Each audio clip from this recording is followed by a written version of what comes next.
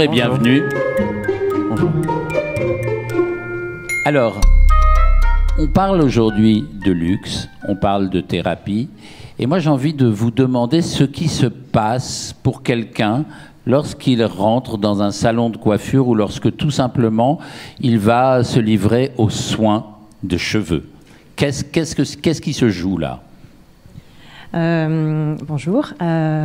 Déjà, il se joue que sans doute la personne a fait beaucoup de recherches avant d'arriver et va faire des demandes qui ne sont pas forcément toujours claires. Et je pense que ce qui se joue, c'est qu'il y a un fantasme, en fait. Quand on arrive chez le coiffeur, il y a quelque chose qu'on n'arrive pas toujours à exprimer. Finalement, il y a un désir qui est peut-être pas d'ailleurs réalisable et qui est de l'ordre pour moi du fantasme. Je vais laisser Charlie parler de ça. Oui, c'est vrai. Pour moi, de mon côté, c'est plus une écoute. Un échange, surtout dans tout ce qui est diagnostic, vraiment écouter sa cliente, son modèle. En même temps, vous êtes réputé pour ne pas écouter ce qu'on vous demande, mais pour faire ce qui convient à la personne, ou ce que vous avez envie de faire de la personne. C'est plus dans le... Quand j'ai une cliente qui vient me voir, je regarde son langage du corps et je demande ce qu'elle écoute comme musique, quel genre de célébrité elle aime bien et tout ça. Et je vois ce qu'elle veut faire en fait avec ses cheveux. Et comme je dis, moi, mes clients, c'est comme des Pokémon. J'essaye de les faire des updates à chaque fois pour qu'ils sont de mieux en mieux dans leur peau. Et si elle vous dit « je n'écoute pas de musique et j'ai horreur des célébrités », vous la rasez? Non, pas forcément. Non, alors qu'est-ce qui est de l'ordre du luxe dans le soin ou dans l'approche du cheveu? Qu'est-ce qui fait que finalement, dans votre industrie, aujourd'hui, on peut tirer des leçons, particulièrement après la période où les coiffeurs étaient persona non grata dans la sphère publique? Qu'est-ce qu'on peut tirer comme leçon aujourd'hui? Nous, on était très énervés en fait au début du Covid parce que les coiffeurs ont été considérés comme un commerce non essentiel. Donc ils ont fermé, donc les coiffeurs ont crié très très fort au début, puis nous du coup on était un petit peu embêtés, donc on a commencé à les accompagner et au, je pense, deuxième, troisième ou je sais plus combienième confinement, les coiffeurs sont restés ouverts et je pense qu'au fur et à mesure les gens ont quand même réalisé que le coiffeur tenait une place importante dans leur vie. Les gens commencent à avoir des problèmes de racines avec des cheveux blancs, des problèmes de coupe de cheveux, on commence à couper les cheveux de leur mari, de leur femme, de leurs enfants, pas toujours heureusement. Et finalement, déjà, on a réalisé que le coiffeur, c'était quand même essentiel. Et moi, je pense que le coiffeur, c'est même un luxe essentiel. C'est quand même un des rares endroits où on peut avoir un service qui est sur mesure et qui est accessible à n'importe qui. Et je pense qu'en plus, c'est en train d'évoluer avec de plus en plus de sophistication. Il y a une expérience qui est en train de devenir de plus en plus personnalisée. Les coiffeurs sont en train de se réinventer complètement. Avant, on allait dans des chaînes de coiffeurs, et puis de plus en plus, finalement, le coiffeur devient indépendant. Il peut aller chez la personne, donc on peut avoir carrément le coiffeur qui vient chez soi. Ça, c'est quand même un luxe, je trouve. Ou alors, le coiffeur peut inventer un endroit unique qui peut se faire dans son appartement. Enfin, il va créer des concepts avec des décors plus ou moins créatifs, en tout cas qui lui ressemblent, et donc qui ressemblent aussi à la cliente qui va arriver. Et donc voilà, je trouve que c'est le sur-mesure, le luxe du sur-mesure qui est en train de devenir de plus en plus personnalisé, donc c'est un luxe ultime. Ça rejoint... Je rejoins Anne sur ce qu'elle dit. Au niveau, j'ai vu beaucoup de catastrophes, oui, pendant le Covid, c'était assez drôle. Je pense que Oui, vous avez accueilli des rescapés, quoi. Oui. Et je pense que c'est vrai que les gens ont vu que c'était important d'aller voir des professionnels pour s'occuper surtout des couleurs de cheveux. J'ai beaucoup vu de ratés, on va dire. Donc, oui, c'est vraiment dans la couleur qu'il y a eu des gros problèmes. C'est assez dangereux, en fait, de se colorer les cheveux soi-même aussi. Au niveau santé, c'est assez dangereux. Donc... Oui, vous faites allusion à ces personnes âgées qui ont les cheveux bleus? Non, ça c'est beau. Moi j'adore ça. Oui, j'imagine que vous aimez ça, oui. On a parlé tout à l'heure dans le talk de Charles Pépin de sublimation. Mais finalement, est-ce que ça n'est pas ça? Parce que, puisqu'on parle de philosophie, on lit dans un des dialogues de Platon que le cheveu fait partie de ces choses complètement négligeables comme la crasse, l'ordure, etc. Alors que le cheveu est véritablement le moyen par excellence de sublimer un visage. Bon, il y en a d'autres, il y a les sourcils, il y a plein de choses, mais il y a dans le cheveu quand même quelque chose qui permet d'anoblir.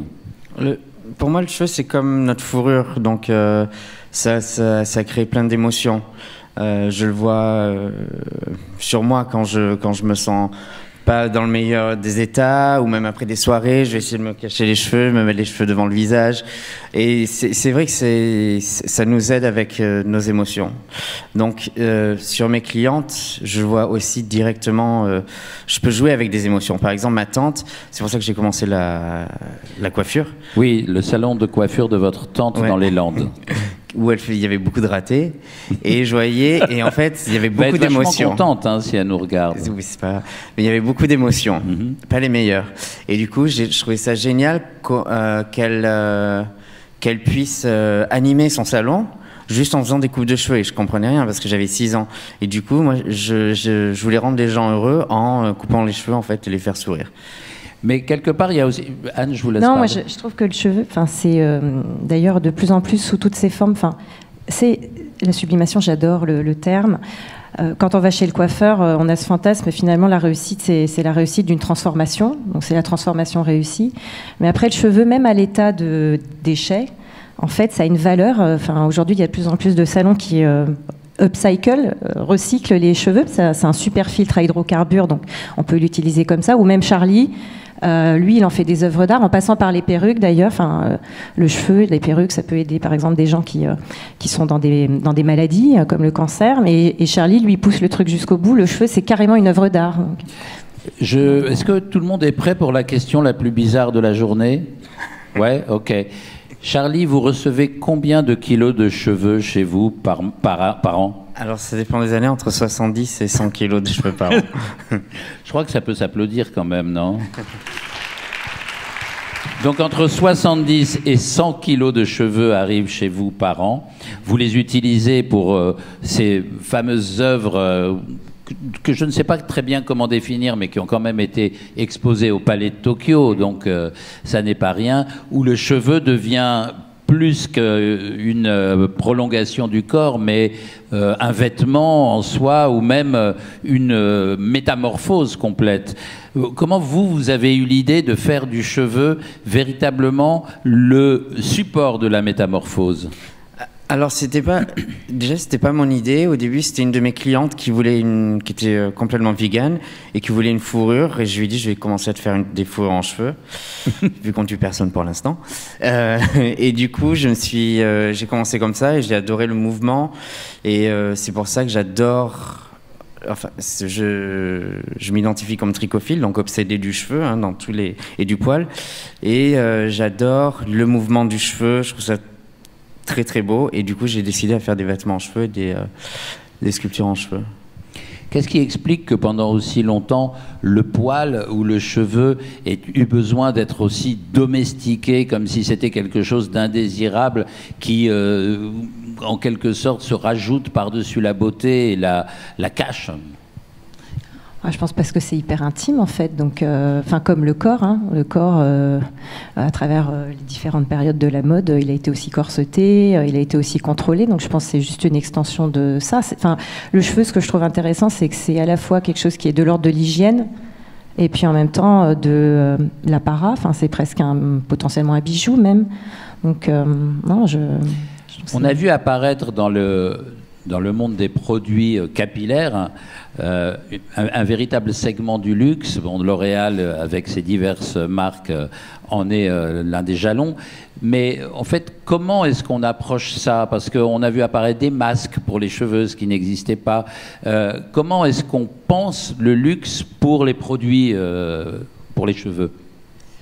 En général, déjà, on part toujours de la cliente, donc du désir de la cliente, quels sont ses désirs, des désirs inassouvis, parce que il y a quand même beaucoup de produits qui existent, donc quand on est en quête du prochain produit ou du prochain service, c'est un peu d'abord la quête du désir inassouvi. Et aujourd'hui, je dirais, il y a une forme de réinvention, ou en tout cas d'enrichissement, je pense, de la culture et des possibles, parce que les gens acceptent de plus en plus qui y sont. Donc, par exemple, si on pense aux cheveux bouclés, Les cheveux bouclés, pendant longtemps, c'était pas très accepté, par exemple, d'aller au travail ou un entretien d'embauche avec les cheveux bouclés. Donc les gens pensaient qu'il fallait se lisser les cheveux. Et aujourd'hui, les gens se réapproprient vraiment leur identité. Donc ils ont envie aussi de valoriser ce avec quoi ils sont nés. Et donc ça enrichit en fait les possibles, puisque plutôt que d'aller faire que des choses pour lisser les cheveux de tout le monde, finalement, aujourd'hui, on peut faire toute une palette de, pour ceux qui veulent se lisser, ils se lissent les cheveux, et puis ceux qui veulent rester avec des cheveux bouclés, on aide les femmes et les coiffeurs, parce qu'en fait, ça nécessite aussi de former les coiffeurs à ça, puisque les coiffeurs eux-mêmes ont été formés plutôt pour lisser des cheveux bouclés. Et aujourd'hui, en fait, on doit tout réapprendre, et en fait, c'est beaucoup plus riche qu'avant, donc ça donne plein de possibilités. Je crois qu'il est de notre devoir d'annoncer aux gens qui sont ici et qui prennent soin d'eux, et aussi aux gens qui sont sur la plateforme vidéo, le retour de la permanente. Charlie ? Moi, j'adore ça, mais... Voilà. Non, mais disons-le, peut-être que les choses ces tendances qui ont eu à un moment une grande diffusion et qui ont été complètement obsolètes, il y a des choses qui vont revenir là dans les temps qui viennent. Je pense qu'une permanence, je dois en faire une par an pour rire, mais je ne sais pas si elle va revenir encore. Mais ça veut dire que ça peut être une tendance dans l'avenir. Tout peut être une tendance. Quels sont les sentiments des gens dont vous vous occupez, Charlie, lorsque... je ne parle pas des mannequins où c'est tout à fait professionnel pendant la Fashion Week, mais les gens qui viennent vous voir et qui viennent pour du sur-mesure, finalement, qu'est-ce que vous sentez comme sentiment, comme réconfort lorsqu'ils partent ? C'est une collaboration, de toute façon. Dans tous les jobs que j'ai, c'est toujours une collaboration entre moi et le client. Donc, c'est juste comme un massage, en fait, c'est du bien-être. Donc, il faut qu'ils se sentent bien toujours. C'est du care, en fait. C'est ce qu'on appelle le care aujourd'hui. Bon, eh bien, écoutez, le luxe en thérapie, le cheveu comme thérapie aussi pour le luxe. On a parlé du sur-mesure, de ces endroits où maintenant les gens vont, qui ne sont pas des salons de coiffure, qui sont des appartements, qui sont des expériences. On a parlé de ce réconfort, particulièrement à la sortie des périodes de confinement. On a parlé des produits. Est-ce qu'on peut imaginer l'avenir? C'est-à-dire, qu'est-ce qui va être le plus important dans ces domaines-là? Est-ce que c'est les couleurs? On voit apparaître des couleurs depuis 4 ou 5 ans de plus en plus échevelées, si vous me permettez ce terme. Qu'est-ce qui va être véritablement le moteur des tendances à venir? Ça, c'est difficile à prédire pour n'importe qui, je pense. Mais en tout cas, en ce moment, ce qu'on voit, c'est qu'il y a réappropriation de son identité. Donc, la personnalisation absolue. Il y a quand même la santé qui est quand même un sujet important. Et donc, dans les produits de beauté, en général, je pense le principe de santé et de produits qui sont toujours plus sûrs, qui protègent de plus en plus les cheveux et les coiffeurs sont importants. Et... on a notre fondateur, Eugène Schuller, qui parlait des mains des coiffeurs. Je pense que dans le monde de la data, de la technologie, des outils, l'intelligence artificielle, etc., je pense que l'émotion et les mains des coiffeurs, c'est quelque chose qui disparaîtra jamais. Donc je pense que ça va même devenir un talent, un bien de plus en plus précieux. Je l'espère, en tout cas. Un art industriel, on pourrait dire, dans le cas de L'Oréal. C'est un art du côté de Charlie, avec qui vous collaborez, et puis c'est une industrie aussi, et c'est une industrie qui fait partie des industries du luxe. Je vous remercie, tous les deux. Merci, et je vais peut-être juste en profiter pour, puisque c'est un art et une industrie, pour vous parler de Renaud Hershow. Vous voulez me vendre un produit L'Oréal ? Je voudrais vous vendre un truc. Voilà, si jamais vous aimez les coiffeurs, vous aimez vos cheveux, et que vous êtes intéressé de plus connaître un petit peu la culture du cheveu et de la coiffure, on a un programme qui s'appelle Run le Hair Show qui est sur YouTube et que vous pouvez regarder comme vous le voulez, quand vous le voulez, et voilà. Et faites-vous plaisir avec ça, si vous pouvez. Vous savez, moi, si c'est pas sur Twitch, ça m'intéresse pas parce que je Twitch et c'est le sujet. Merci beaucoup à tous les deux. Merci beaucoup, merci tout le monde. Merci.